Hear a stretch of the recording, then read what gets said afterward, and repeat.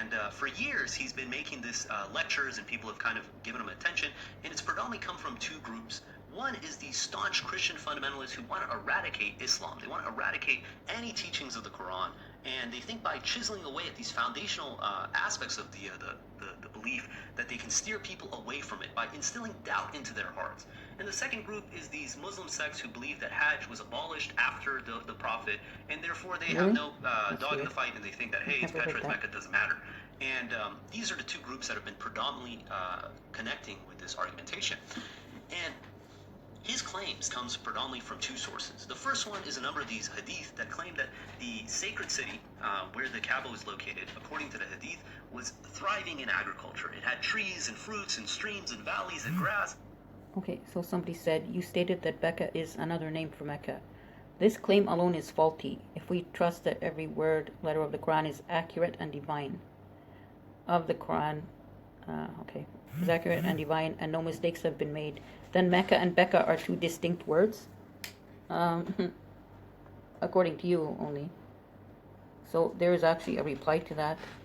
Somebody said that, for example, Medina is also called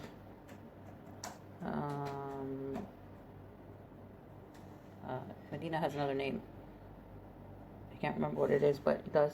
So, and somebody mentions that. Okay, so the Masjid al-Haram location was indeed a place of commerce as well as religious services. This is actually laid out clearly in Surah 9:19. We see the idolaters were the ones running the show for religious services and taking people's money illicitly. Okay, how does that show that there was, orchards in Mecca, though? It doesn't. We're talking specifically about commerce that involved, buying and selling all kinds of fruits and vegetables, and, which didn't happen, right? Surah 9:19, okay. This is just going to take me to somewhere 9:19. How could this be? What they don't understand is that God is not looking at one data point. God doesn't see just what happens today. He sees all the way into the future. He sees how all these things transpire. And here's an awesome example of this. The name Abraham, it means Ab is in Hebrew a father of, Haman, multitude. God called this individual Abraham the father of multitude. Okay, so he said there is no Quranic evidence that the Prophet faced the Qibla to Jerusalem. And that's just false. Okay, that's not true. What else did he say? Even the Bible speaks of Abraham visiting the Jordan area. Never once did he venture into the Arabian Peninsula near the Mecca we know of today. Well, we know that Abraham traveled around, so he did not remain in Mecca.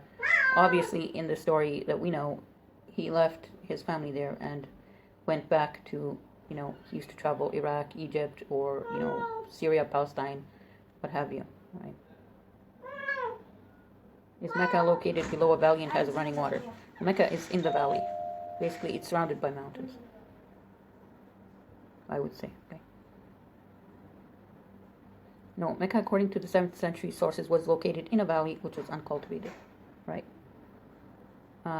84 is about a valley in ancient Israel, not a town 1,200 miles to the south. Okay, so prove that. Okay, so he's saying basically Psalm 84 is about a valley in ancient Israel, not a town 1,200 miles to the south. Okay, so that's kind of interesting. That says something.